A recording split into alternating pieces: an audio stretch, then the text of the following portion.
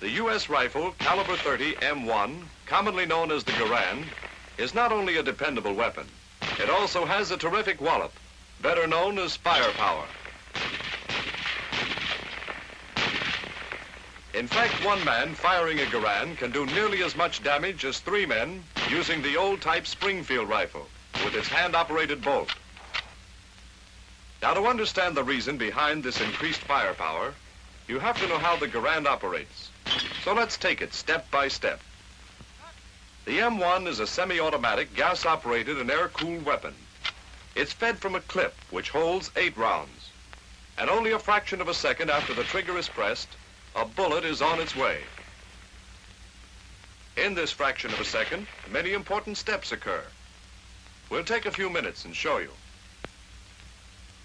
So let's begin by loading a fresh clip and using an animated diagram. This shows what happens when the clip is inserted. The bottom cartridge forces the follower down. The follower arm moves, and its heel rotates the accelerator, camming the operating rod catch down.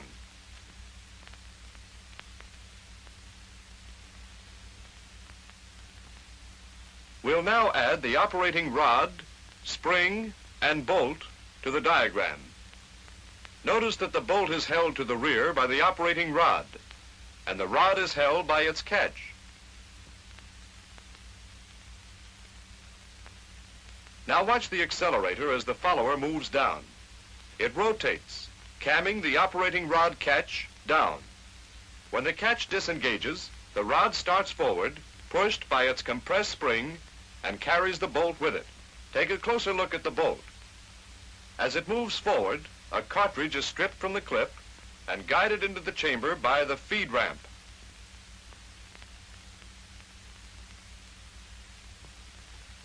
When the cartridge is nearly seated, the bolt begins to lock.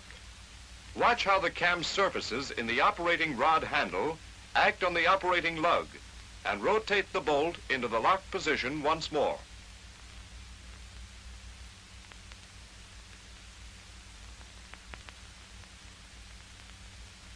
Here's the same action on the rifle itself.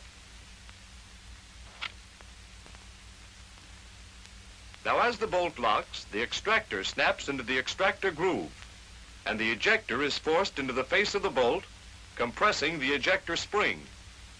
Remember that this happens as the bolt is locking.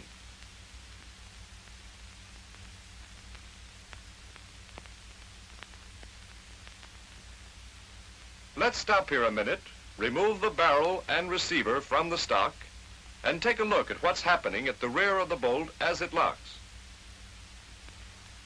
Here we are. Now watch the firing pin tang line up with a cutout slot in the receiver bridge when the bolt rotates. Here's the complete action of locking.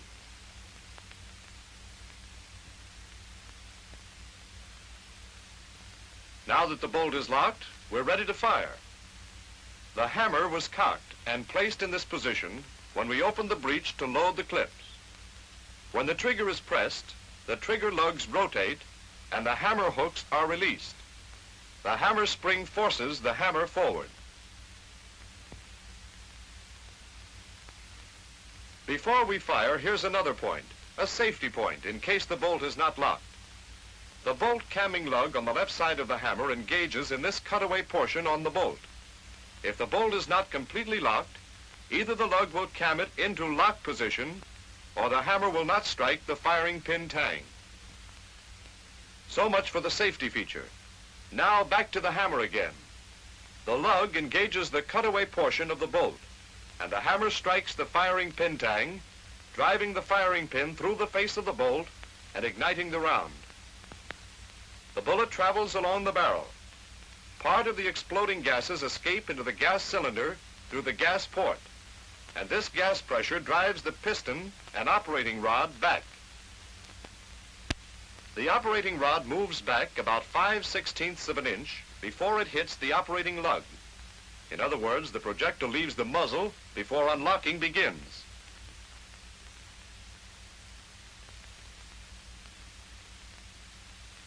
Then the cam surface in the rod handle hits the operating lug. The bolt turns, unlocking the lugs from the receiver. Watch it again.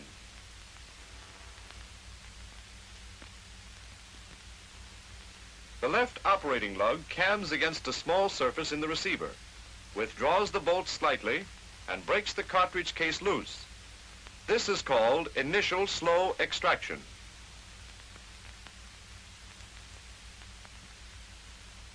At the same time, the bolt camming lug is cammed out of its notch and forces the hammer away from the firing pin tang.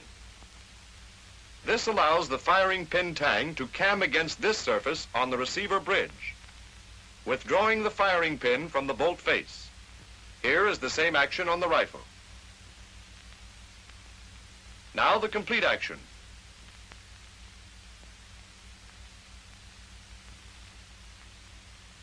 The bolt then is free to move on, and the operating rod continues back with the bolt, compressing the operating rod spring.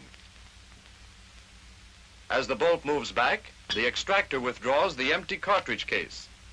As the neck of the case clears the breech, the ejector jumps forward, pushed by its spring.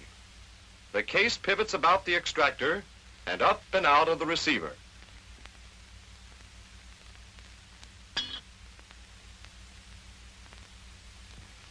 Here's the same thing in animation. Now, as the bolt moves to the rear, it forces the hammer back, which compresses the hammer spring. There the bolt is back, and the hammer is caught by the sear.